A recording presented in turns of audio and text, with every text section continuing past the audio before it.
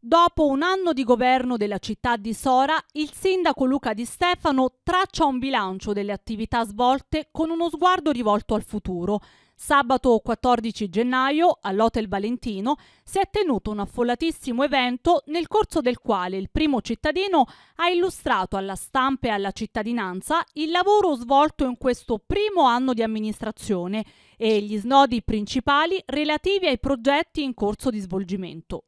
Un anno di amore verso la città di Sora da parte mia e di tutta la mia squadra, perché è un amore viscerale, cerchiamo di ascoltare tutti quelli che sono i consigli che arrivano dai cittadini. La dimostrazione è stata che questa sala oggi era forse più di quello che pensavamo, perché era piena, stracolma di gente, forse il 70% delle persone sono rimaste in piedi. Io ringrazio tutti, perché oggi riportare la gente ad ascoltare quello che si fa in politica non è semplice, e quindi se si riescono a riempire le sale vuol dire che siamo sulla strada giusta, e continueremo su questa strada con grande umiltà, con grande abnegazione e grande impegno, perché la città di Sora è tornata, ma tornerà ad essere ancora più importante. Il 2023 sarà l'anno dei cantieri e del restyling della città, tanti progetti che partiranno grazie ai fondi del PNRR.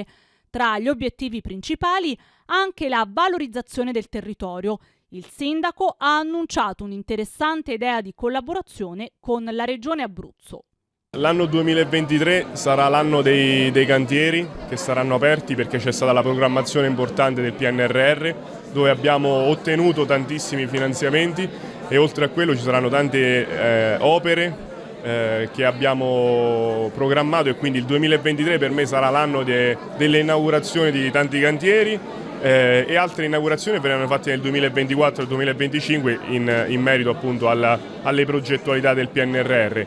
Oltre a questo, una città di Sora sempre più attrattiva a livello turistico e culturale, perché è ritornata ad essere un po' il punto di riferimento della valle dell'Iri, e quindi progetti importanti a livello anche interregionale con la regione Abruzzo, perché noi, come ben sai, siamo al confine con l'Abruzzo, quindi il prossimo obiettivo è proprio quello di andare ad interloquire con la regione Abruzzo, perché abbiamo un'idea e vorremmo concretizzarla.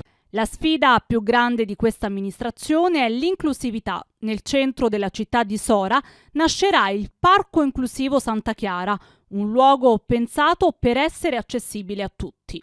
Abbiamo dato una delega specifica alle disabilità in Consiglio Comunale. Da lì è partito un discorso, e il PNRR ci ha premiato con il Parco Inclusivo Santa Chiara, che sarà il fiore all'occhiello secondo me della Regione Lazio.